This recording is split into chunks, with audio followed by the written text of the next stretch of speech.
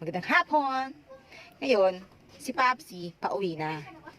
Di may gagawin tayong kaprank sa kanya. Simple lang naman, di ba? Ganito lang gagawin natin.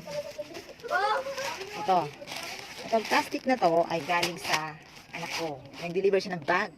Ayan, may mga papel pa, di ba? May mga papel pa na parcel. O, yan, binuksan ko na. Yan. Ang ilalagay natin dyan ay itong tinapay. Yan. Tapos, pagkalagay dyan, siyempre parang di halata kasi naka-open. Lalagyan natin ng tape. I-tape natin. Mamaya, pag-uwi niya. Kasi, ipapayit ko pa yung tinapay. Sa labas naman yung nagkakape.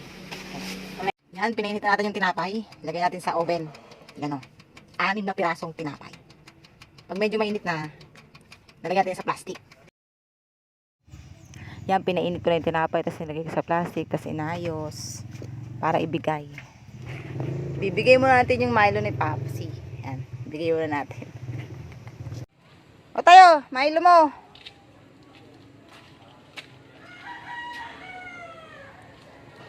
Ako po na si tatay sa tricycle. Ibigay natin to. Tay! May nagpaano sa'yo, oh. Deliver. Ewan ko. Tingnan mo nga. Ayan o, kaninang umaga pa yan eh. Ano may pangalan ko rito? Eh, buksan mo kung ano ba laman yan.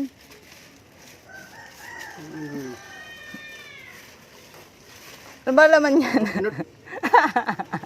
Ang anak ko, bukas na po.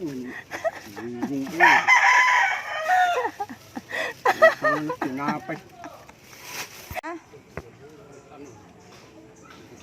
Takaw mo dyan ah.